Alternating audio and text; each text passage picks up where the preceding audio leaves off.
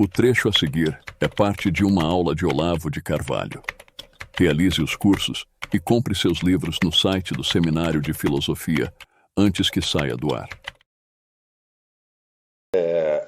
No seu livro Introdução à Ciência do Direito, o Miguel Reale inventa um termo é horroroso, mas é perfeito, né? Que é o da progressiva jurisfação da vida social. Ou seja, tudo vai saindo do campo das relações naturais, entrando no campo das relações legais. E esse processo é absolutamente avassalador, não tem limite. Você veja que coisa extraordinária, né? Um dos elementos fundamentais da democracia moderna é a existência de um poder legislativo. Não é isso? Então, um poder legislativo que, em princípio, é soberano em relação ao executivo e ao judiciário, tá certo? E cujas decisões, tá certo, literalmente têm poder de lei sobre os outros. Vocês já pararam para pensar o que representa você ter em cada nação uma corporação de 500, 600 pessoas que estão fazendo leis o tempo todo? Quantas leis elas fazem no ano? 20 mil, 30 mil. E essas leis vão regulando cada vez mais coisas que antes não eram reguladas. Então, quando se inventa, por exemplo, né, as mãos de direção na rua. Bom, antes as pessoas iam para onde elas queriam. Agora não pode, você tem que ir numa direção pré-determinada. E quando vem a engenharia de trânsito, que determina as direções possíveis para uma cidade inteira. Ou seja, você já sabe para onde as pessoas vão circular antes delas terem circulado. E em certas cidades existem mãos de direção para os pedestres. Cada rua que você atravessa, você tem um tempo determinado que você pode atravessá-la. Contasse isso para um camponês da Idade Média. Ele ia querer morrer. Fala, não, eu quero morrer, mas não quero viver nisso aí. Porque eu aqui, que sou pobre, não tenho onde cair morto, eu ando para a direita, para a esquerda, para frente, para trás, do jeito que eu quiser. E quando inventaram as alfândegas, existe um filme muito interessante, baseado numa novela de Heinrich von Kleist, que se chama Michel Kohlhaas. Passou no Brasil com o nome do Tirano da Aldeia. É a história do primeiro sujeito que inventou uma alfândega. Tinha lá um camponês, tinha 4 cavalos, ele todo dia levava o cavalo para beber água no rio. Chegou um dia, tinha um guarda no meio do caminho, e disse, não, você tem que pagar uma taxa para atravessar. Disse, por quê? Agora é assim, agora tem uma fronteira aqui e você tem que pagar a taxa na fronteira. Ele pega, dá um cacete no guarda e leva os cavalos para lá. Daí o dono do território manda lá invadir a casa dele e dá um cacete nele por sua vez. Daí ele fica bravo, né, reúne os outros camponeses, começa uma revolta, toca fogo na cidade inteira e a revolta se espalha pela Alemanha inteira. Foi assim que começou a alfândega. Veja, a história é real, baseada em episódios reais. Ora, hoje nos parece tão natural você pagar uma taxa quando atravessa a alfândega, pagar uma taxa para circular por uma estrada, né? E na alfândega você tem que apresentar seus documentos, às vezes você é proibido de entrar, tem que voltar. Né?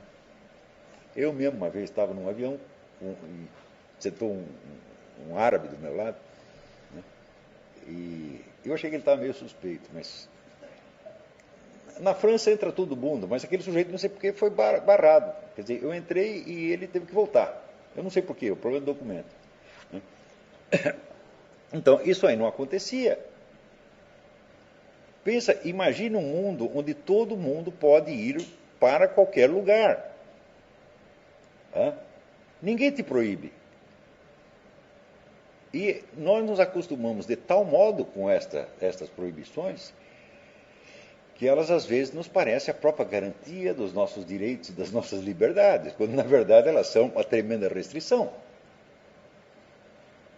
Então, essa história, Michel Kohlhaas, se passa exatamente na época que nós estamos estudando. Foi ali que começou isso. Mas começou e continuou. E não só continuou, como se universalizou. Por exemplo, você precisar de um documento para você ir para determinados lugares. Né? Mais ainda, não só de um país para outro, mas às vezes de um estado para outro, de uma cidade para outra. Você pode precisar disso aí. O simples fato de precisar de documentos. Né? Uai, que melhor prova de que eu sou eu mesmo, senão a minha presença física.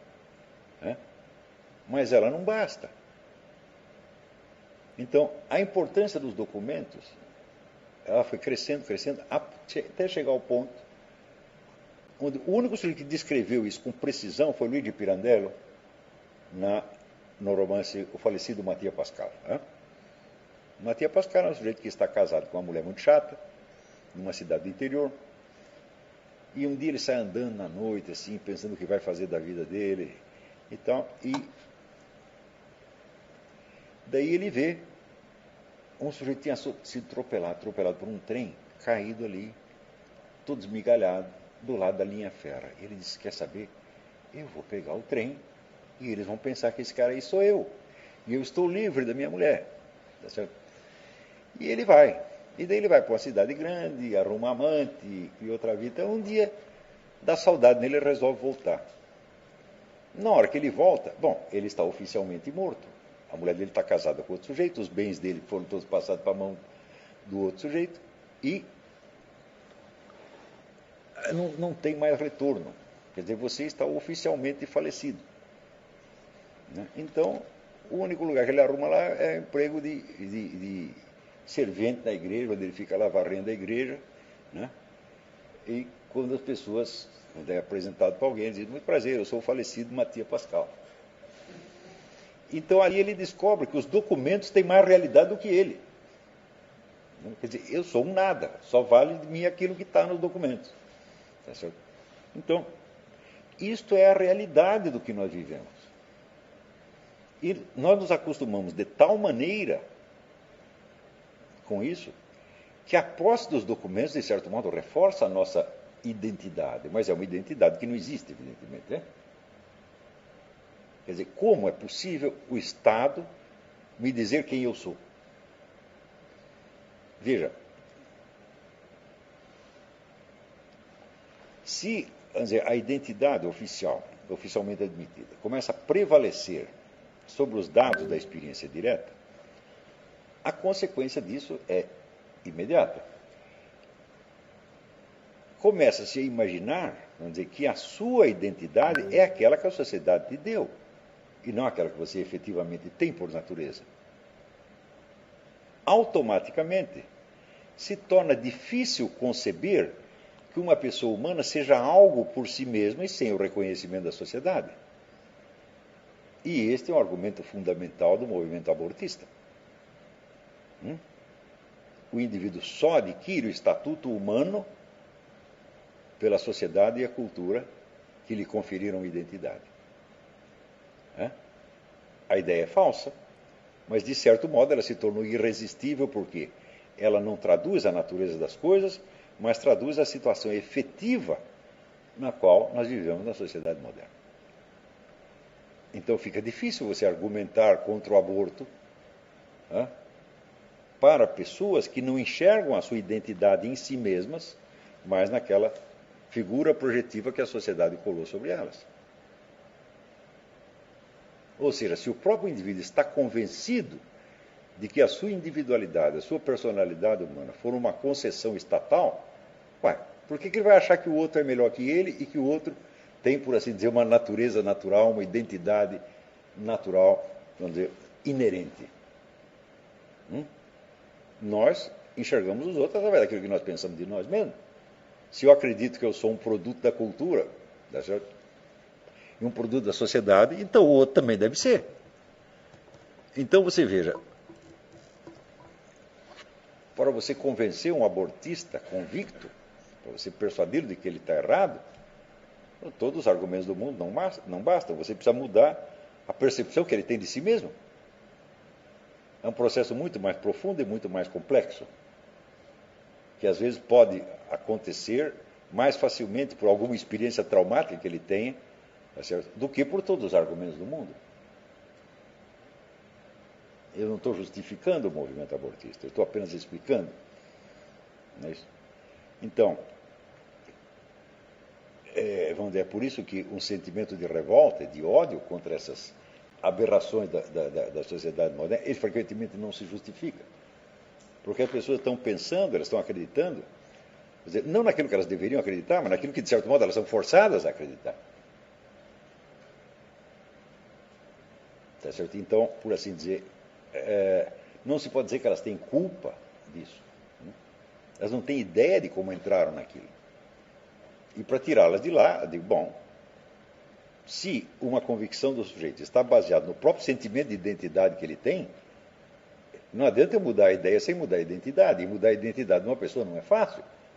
Fazer o indivíduo perceber que ele tem uma identidade inerente, inata e, por assim dizer, eterna, se ele está persuadido, tá certo, de que ele é um papel social determinado pelo Estado, é coisa muito difícil. Então é por isso que eu digo que este mundo, vamos dizer, essa superestrutura burocrática que se sobrepôs às individualidades concretas, ela retroage sobre a individualidade e cria novos tipos de individualidade que antes não existiam. O próprio ideia, vamos dizer, o funcionário impessoal.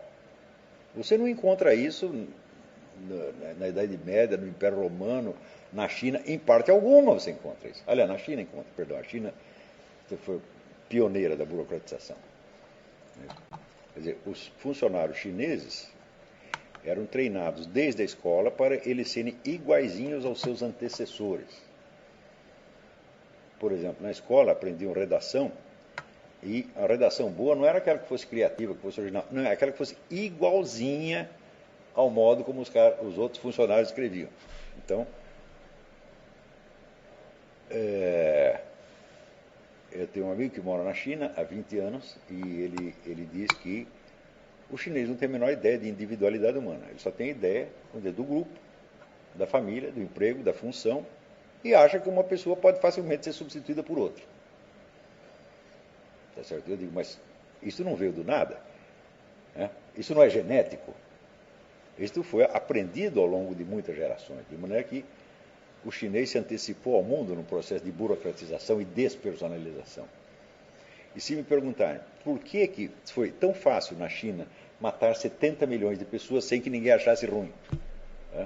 Isso foi longamente preparado por essa tradição de despersonalização. Então, quando nós vemos uma coisa como o comunismo, por exemplo, os regimes totalitários, eles não são senão, quer dizer, o aperfeiçoamento extremo da burocratização, onde todas as pessoas são conhecidas não por aquilo que elas são na realidade, mas por uma posição social que os outros lhe atribuem, frequentemente é uma posição imaginária.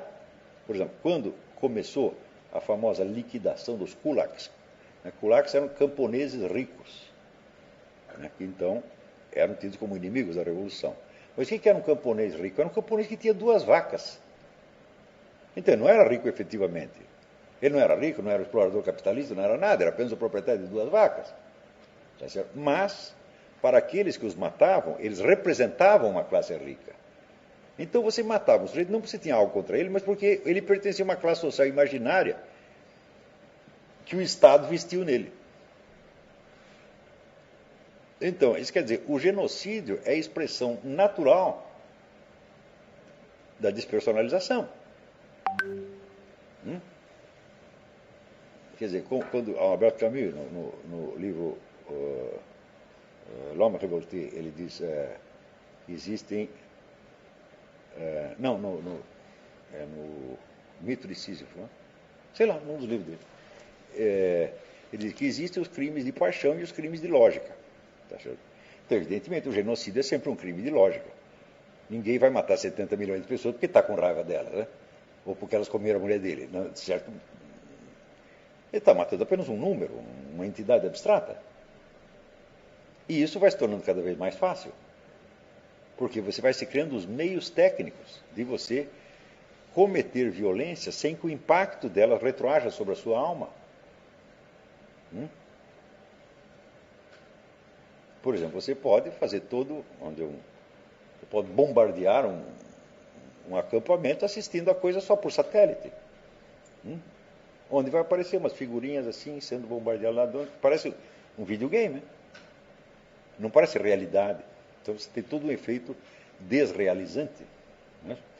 Esse efeito desrealizante chega ao ponto de que, às vezes, certos filmes de ficção, onde você vê batalhas, lhe parecem mais reais do que um documentário de batalha. Quando eu assisti pela televisão, vamos dizer, o bombardeio de Bagdá, né, você só via aquelas luzes voando daqui para lá, até lentamente. Olha que bonito, né? Então parecia um espetáculo pirotécnico. Mas é totalmente irreal. Então, este processo de desrealização, de dessubstancialização da individualidade humana, né, e de substituição por uma entidade abstrata criada legalmente, começa nesse período e continua. Então, essa é, sem dúvida, uma das raízes da modernidade.